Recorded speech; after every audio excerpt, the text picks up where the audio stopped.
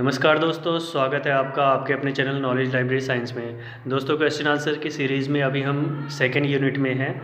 First unit हमने complete कर ली है और सेकंड यूनिट में हम अब जो टॉपिक कवर कर रहे हैं उसमें है लाइब्रेरी मूवमेंट से रिलेटेड सवाल, दूसरे हैं लाइब्रेरी एजुकेशन और लाइब्रेरी एसोसिएशन से रिलेटेड जितने भी सवाल बन सकते हैं एक एग्ज़ाम में, वे सारे हम कवर कर रहे हैं।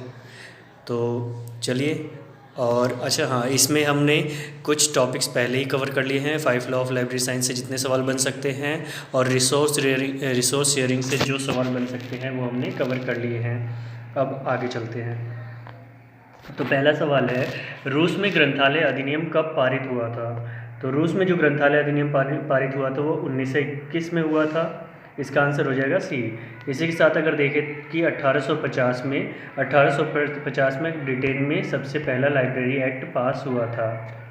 ठीक है। इसके अलावा ऑप्शन अगर बी देखें जहाँ 1876 है, तो यहाँ पर 3 खास चीज़ें हुई थी। एक तो अमेरिकन लाइब्रेरी एसोसिएशन की स्थापना हुई थी, दूसरा डीडीसी पब्लिश हुआ था, तीसरा क्या था, रूल्स फॉर डिक्शनरी कैटलॉग भी इसी टाइम पर आया था। तो अगला सवाल है, भारत में ग्रंथालय अधिनियम कब पारित हुआ? तो भारत में ग्रंथालय अधिनियम अभी तक कभी पारित नहीं हुआ है, लेकिन अगर ऑप्शन नंबर सी देखें तो 1948 लाइब्रेरी एक्ट, जो सबसे पहला लाइब्रेरी एक्ट स्टेट में पारित हुआ था, वो 1948 में हुआ था। ये कहाँ पे हुआ था? तमिलनाडु, जिसे आज मद्रास के नाम से जानते हैं। ठीक है, आगे बढ़ते हैं।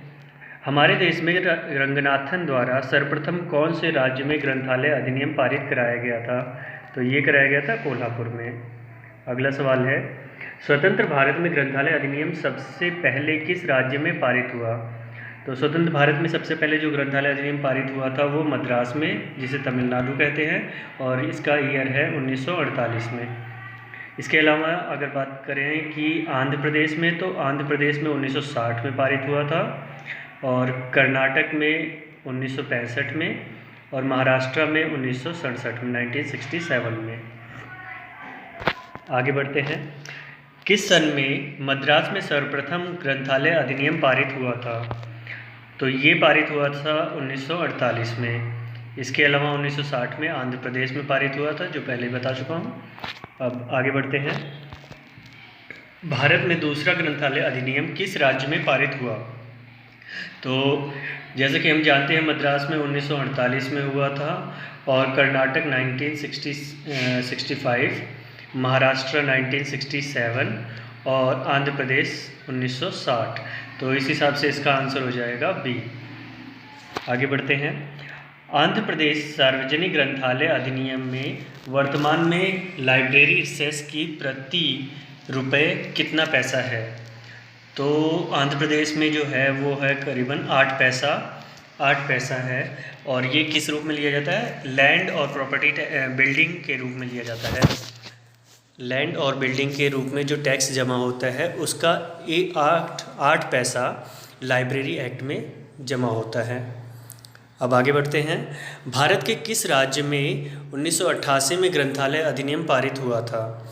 तो 1988 में जो पारित हुआ था वो हुआ था मणिपुर में। और अगर इसी की तरह अगर हरियाणा में देखें तो 1989 में हुआ था। केरला की बात करेंगे अगर, तो केरला में भी 1989 में ही हुआ था, और कर्नाटक में तो पहले ही बता दिया है मैंने, 1965।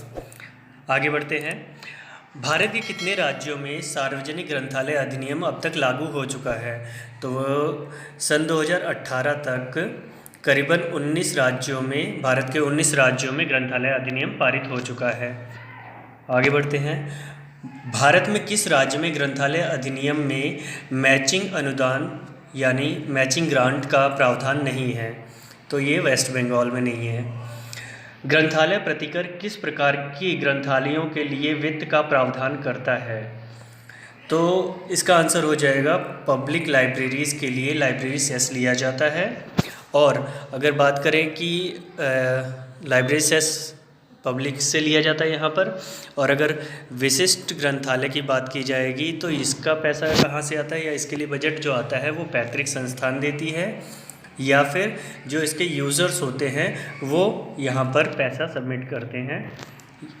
और अगर ग्रंथालय अकेडमिक ग्रंथालयों की बात की जाएगी तो यहाँ पर पैसा यूजीसी देती है, या तो स्टूडेंट्स देते हैं और गवर्नमेंट देती है। चलिए इसी के साथ आगे अगला सवाल, इनमें से किन प्रदेशों के ग्रंथालय अधिनियम में ग्रंथालय प्रतिकर का प्रावधान नहीं है? तो लाइब्रेरी सेस जो है यहाँ पर किस राज्य में नहीं है? तो वेस्ट बंगाल में नहीं है, लेकिन तमिलनाडु में है। और तमिलनाडु में कितना परसेंट है? ये 10% लिया जाता है प्रॉपर्टी टैक्स के रूप में। और तो इसका आंसर ये तो हो नहीं सकता। अगला अगर देखेंगे तमिलनाडु में 10% है। आंध्र प्रदेश में ये टैक्स करीबन है 8%। तो इस हिसाब से ये भी आंसर नहीं हो सकता, क्योंकि हमसे पूछा है कि कहाँ पर लाइब्रेरी सेस नहीं है। अब आगे देखें तो महाराष्ट्र और पश्चिम बंगाल, इन दोनों जगहों पर ही लाइब्रेरी सेस नहीं लिया जाता। तो हमारा इस सवाल का जवाब हो जाएगा महाराष्ट्र और वेस्ट बंगाल। आंध्र प्रदेश में ग्रंथालय प्रतिकर किस प्रकार के किस कर के अंतर्गत संग्रहित किया जाता है? तो ये किया जाता है भूमि कर के रूप में। आगे बढ़ते हैं। 1950 में दिल्ली पब्लिक लाइब्रेरी की स्थापना किसने की थी? तो ये यूनेस्को और भारत सरकार ने करी थी। दरअसल यहाँ गलती है, 1950 नहीं 1951 होना चाहिए। 27 अक्टूबर 1951। आगे, भारत में ग्रंथालयों के विकास के लिए ब्रिटिश गवर्नमेंट ने सर्वप्रथम कौन सा आयोग गठित किया था? तो यहाँ पर ये जो आयोग था उसका नाम था रॉबर्ट आयोग। अगला सवाल है, हंटर कमीशन किस सन में गठित किया गया था? तो हंटर कमीशन जो गठित किया गया था वो 1882 में किया गया था। और ये हंटर कमीशन जो है ये अपॉइंट किसके द्वारा किया गया था? अपॉइंट किया गया था by Lord Ripon, RIPON, Lord Ripon के द्वारा किया गया था। और अगला सवाल है, हंटर आयोग ने इनमें से किस बात पर अधिक बल दिया था? तो ये दिया था उन्होंने स्कूल और कॉलेज की स्थापना पर बल दिया था। अगला सवाल है, सैडलर आयोग कब गठित किया गया था? तो इसका आंसर हो जाएगा 1917 में सैडलर आयोग गठित किया गया था। और अगला सवाल है, कलकत्ता विश्वविद्यालय आयोग का अध्यक्ष कौन था? तो ये सैडलर ही था। भारत में 1948 में स्थापित विश्वविद्यालय शिक्षा आयोग का अध्यक्ष कौन था? तो 1948 में जो यूनिवर्सिटी एजुकेशन कमीशन था इसका अध्यक्ष था राधाकृष्णन। अब ये राधाकृष्णन जो आयोग था इन्होंने रेकमेंड किया था कि करीबन 6.25% जो यूनिवर्सिटी बजट होता है उसका 6.25% लाइब्रेरी में लगना चाहिए। आगे बढ़ते हैं। भारत में विश्वविद्यालय अनुदान आयोग का गठन कब हुआ था?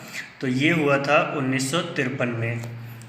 और इसके पहले अध्यक्ष कौन थे? इसका अगला ही सवाल है, इसके पहले अध्यक्ष कौन थे? CD देशमुख थे। आगे बढ़ते हैं। भारत में विश्वविद्यालय अनुदान आयोग की स्थापना इनमें से किस प्रकार के संगठन के रूप में हुई है? तो ये हुई है ऑटोनॉमस बॉडी, मतलब इसका आंसर हो जाएगा B। ऑटोनॉमस यानी स्वायत्तशाही संस्था के रूप में UGC की स्थापना हुई है। अगला सवाल है, भारत में विश्वविद्यालय अनुदान आयोग की स्थापना मुख्य रूप से इनमें से किस प्रकार के विकास के लिए हुई है? तो ये हुई है हायर एजुकेशन के लिए हुई है। स्वतंत्र भारत में प्रथम आयोग कौन सा है जो देश की शिक्षा एवं ग्रंथालयों के विकास के लिए स्थापित किया गया था?